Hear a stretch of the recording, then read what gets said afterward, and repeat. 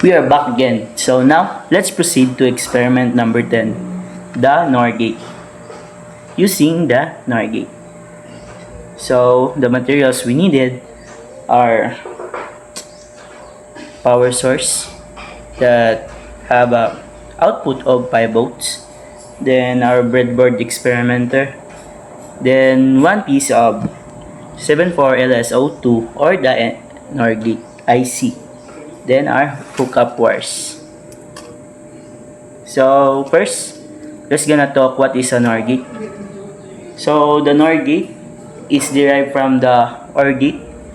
The output of the OR gate is complemented into the NOR gate. It produces high logic output level when all inputs are logic low, and logic low 0 output when at least one input is at high or 1 logic level. So for example, if there's two input A and B, if input A is 0, then input B is 0, the output will be 1. When input A is 0, when input B is 1, the output is 0. And if input A is 1, and input B is 0, the output is 0. When input A is 1, and output B is 1, the output is 0.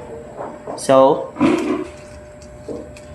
when there's high in your input, the output will be low or 0. That is the NOR gate. So let's begin. As you see in the table, now we connect D0 to pin 2 of the IC.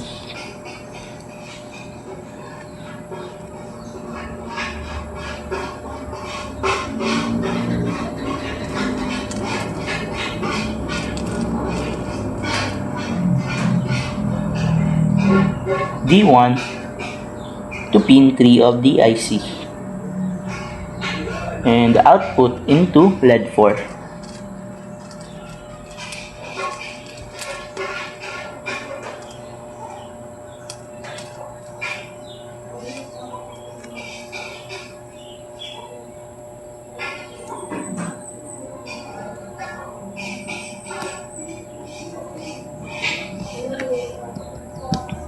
Now let's connect D0 into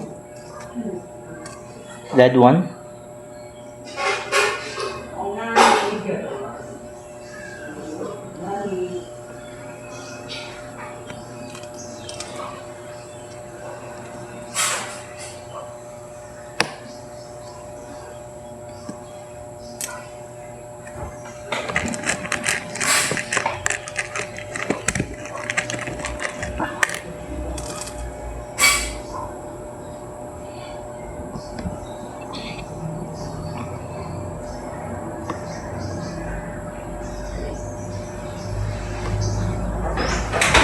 D1 to LED 2. Tawa. Ang update siya ng pili.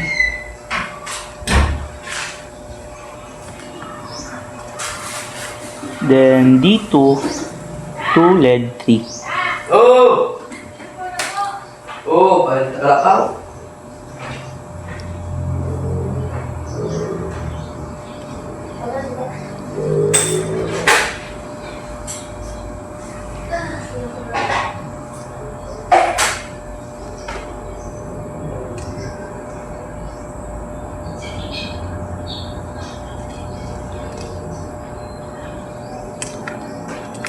The 1 and pin 1 and 5 are have share connection.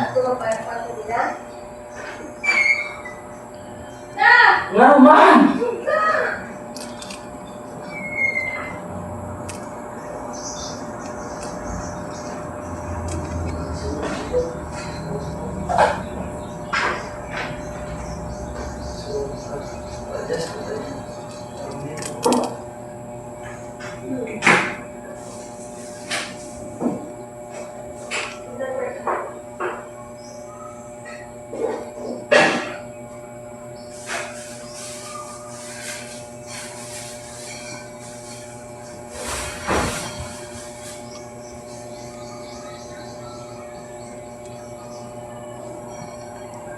And also 5 and 6 is share connection.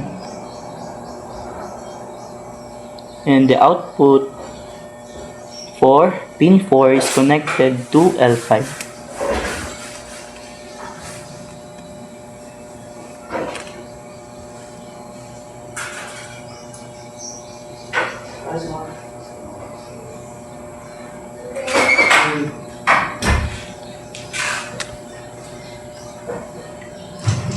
Next is D2. D2 is connected to 8 and 9.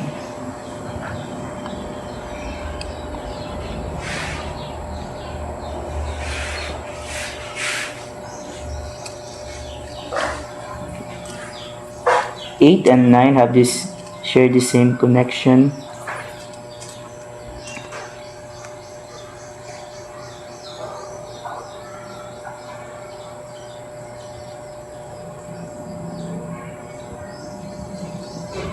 On the output 11 and 12,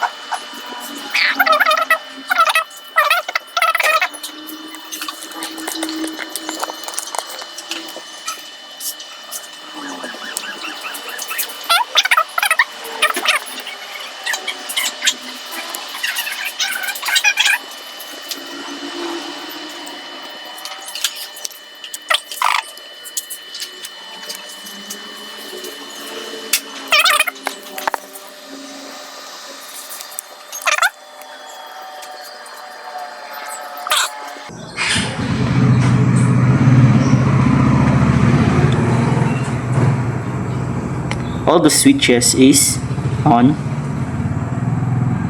low, or 0. So let's do what happened. Why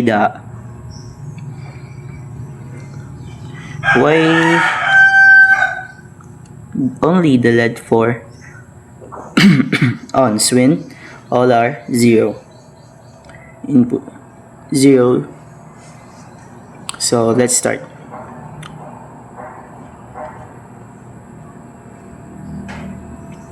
So D0 and D1 is off, and LED 1 is LED 2 off because D0 or D1 is not in high position. And why LED 4 is on? Because LED 4 is connected of the output of our 1 gate, 2 and 3. Pin 2 of 3 of the IC. Pin 2 of 3 of the IC is connected to our switch, the D0 and D1. So the state of our switches right now is 0, 0. So when 0, 0, the output is 1, high. So LED 4 is on. Next, we're gonna switch the D0 to high. When we set D0 to high, the LED 1, LED 5 is high because LED 1 we connected it directly to the switch.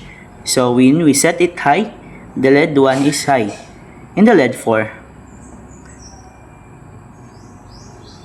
Why we see and the LED 5? Why the LED high in LED 5? Why the LED high in LED 5? Because in LED 5, in the gate 1, the pin 2 and 3, our D0 is 1. So when we pass it into the gate 1, the output will be 0. So the output of the gate 1 is passed in the both share input and output AB, or the pin 5, 6 are both share. And when we connect it to the output of our gate 1, the gate 2 are now both in state of 0 or low. So the principle of NOR gate, if both inputs are 0, 0, then the state of the LED is high. The same as when we set D2 to high, D3 high. What if we both turn it on? The 3 inputs are turning on. Same as usual. The LED 1, 2, 3 are high, in the state high, because they are directly connected into the switch. Next is LED 5 and LED 6. Why are they turn on? The same principle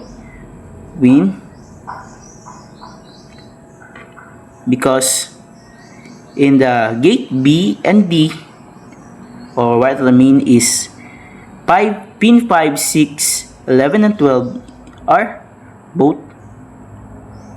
another gate. They are connected to another gate first. When we set the D0, D1, D2 high, the output of that gate, A and C gate, will be 0. What I mean is the 2, 3 is pin 2 and 3 have 1 gate, and 8 and 9 is 1 gate. When we pass it into the B gate, it will be 0, and in D gate it will be 0. So that is why our LED 5 and LED 6 is on. And that is how the NOR gate works in the logic, in controlling the power. So that's it for this video, and thank you.